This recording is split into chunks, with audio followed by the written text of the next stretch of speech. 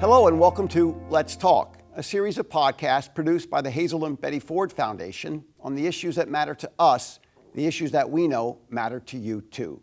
Substance use prevention, research, treatment for addiction and recovery management, as well as education and advocacy. I'm your host, William Moyers, and today we're joined by clinician, psychiatrist, and medical director, Dr. Stephen DeLisi. Welcome, Stephen. Thank you, William. Pleasure to be here. And today our topic is capital A, capital C, capital E, small s, the acronym for ACEs, which means Adverse Childhood Experiences, and it has a profound impact on mental health and especially on addiction in adults. Dr. DeLisi, what is ACEs? ACEs, as you said, it stands for Adverse Childhood Experiences. These are experiences that individuals go through prior to the age of 18. And a seminal study started in the mid-1990s in partnership between the Centers of Disease Control and Kaiser Permanente looked at over 17,000 individuals across 10 different adverse childhood experiences and then followed them out for years to determine how those childhood experiences affected them in adulthood, in their general medical health, mental health, and with addiction.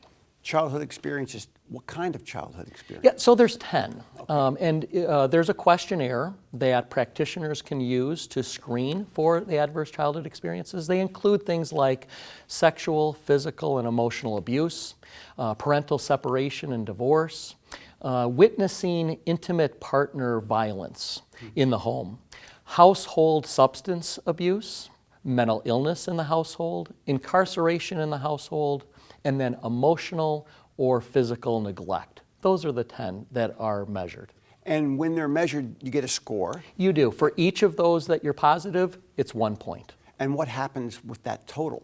Yeah, so what they have gone on to show, and this study is ongoing as of this year, what they've shown is that as you have more and more in a dose-response relationship, so the more you have, the more your risk of major chronic illnesses across heart disease, cancer, lung disease, depression, suicide, and addiction increases exponentially.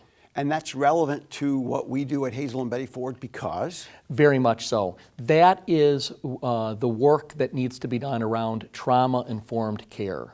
Recognizing and acknowledging that many of the individuals who come to us for our treatment and put their trust in us have experienced these early childhood traumas that we are going to need to address and understand as part of their care. So people who have scored through ACEs, how do you equate the impact those childhood experiences have had on their use of legal or illegal substances, alcohol, cocaine, opiates? Yeah, so first, as you get to 4 or more of those adverse childhood experiences, and this is not uncommon, more than 2/3 of the population has at least one ACEs. Two-thirds has at least one. Two-thirds has at least one. Okay. And 12 and a half, 1 in 8 Americans has 4 or more adverse childhood experiences. And at that level, your risk of an alcohol use disorder is 2 to 4 times the general population, and 7-fold increases in risk of illicit drug, 4.5 times the risk of depression, and 12 times risk of suicide. How does that happen? There are now ongoing studies looking at how adverse childhood experiences change the way that our genes and our DNA are read, resulting in different transcription of the building blocks of our body. And we have now good data to show that adverse childhood experiences can lead to reduced or delayed development of the prefrontal cortex, an incredibly important part of the brain for controlling our addiction centers and our emotions.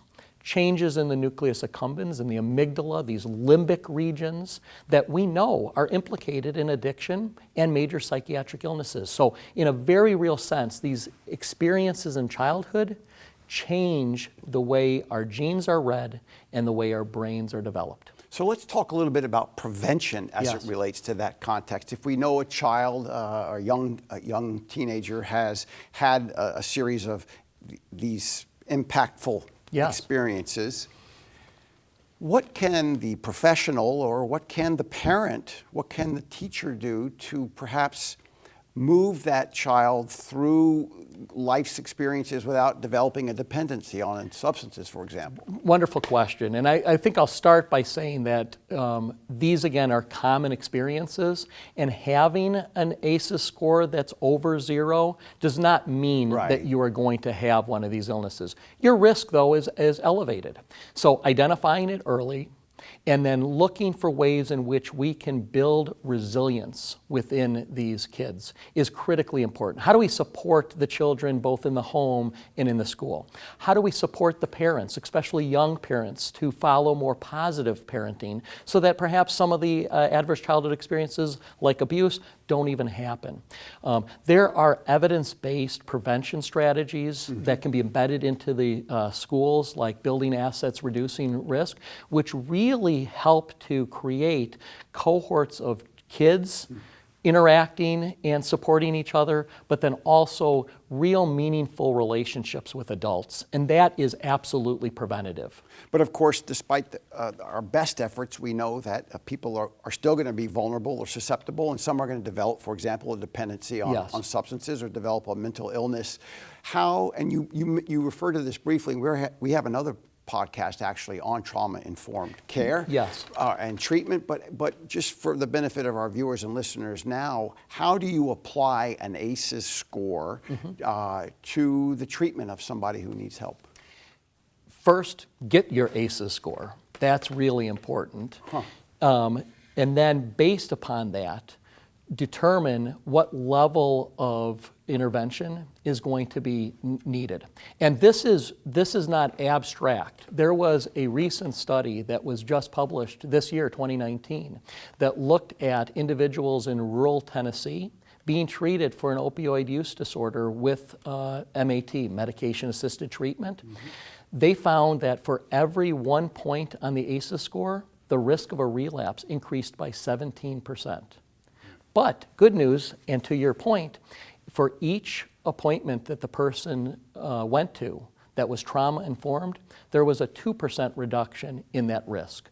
So you can see how the cumulative effect of staying in treatment and focused on those traumas can reduce the risk of relapse. I'm impressed and frankly just a little bit alarmed by the fact that external events that occur in a young person's life can be internalized to the extent that they can actually change the brain. Very much so. Can you talk a little bit more about that? I can. So we always talk about genetics, the heritability risk of addiction and mental health illnesses. But there's also a field of study called epigenetics. And epigenetics looks at how does our environment, our life experiences affect how those genes are read.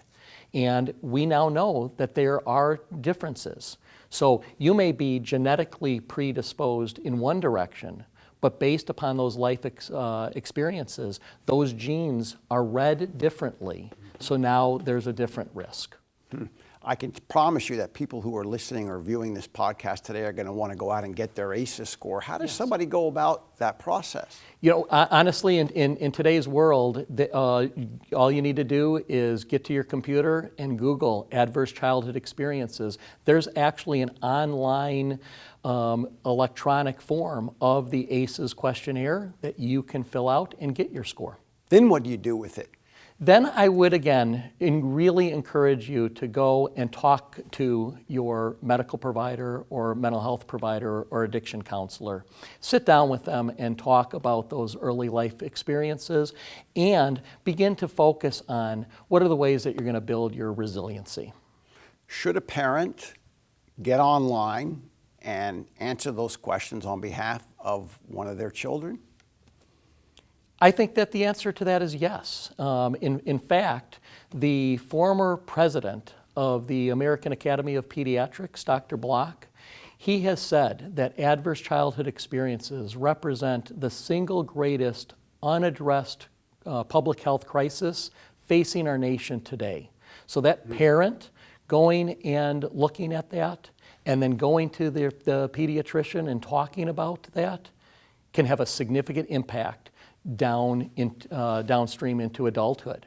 And what responsibility then does the pediatrician or the general practitioner have if a parent or a patient brings their ACE score? Say, Yes. hey, Dr. DeLisi, look at my score here. Yes. I've got 8 of the 12 on the list, and I hand that to you. What are you going to do with that? Yeah. Well, my hope would be that pediatrician would recognize that as a screening for serious potential risk to chronic illness and take it very seriously as a medical intervention. Pediatricians have the ability to make referrals to mental health professionals to connect that child and the parents to evidence-based treatment to help with those early childhood traumas. And when we see an ACE score, for example, at Hazelden Betty Ford, how do we use that to better guide our one-on-one treatment with the patient? In two fashions. One is it gives us some indication as to the risk of relapse, because more and higher ACEs score, the more the risk of relapse that we saw from that recent study. So we want to know that. We want to have an idea of who's at greater risk of relapse, that we need to create a relapse prevention plan that addresses, again, those specific needs and those specific experiences. We've also really incorporated within our system of care a trauma-informed approach that helps to keep people engaged and informed throughout their course of treatment. Dr. Stephen DeLisi, thank you for bringing your expertise and your passion to our viewers and our listeners today. The medical director at Hazelden Betty Ford, a psychiatrist, the medical director of our Professional Education Solutions Division at Hazelden Betty Ford, Dr. Stephen DeLisi. Thank you very much, William. It was a pleasure. I'm your host, William Moyers, and on behalf of Lisa Stangl and all of us at Hazelden Betty Ford, we thank you for joining us for another podcast, Let's Talk. Make sure you join us again.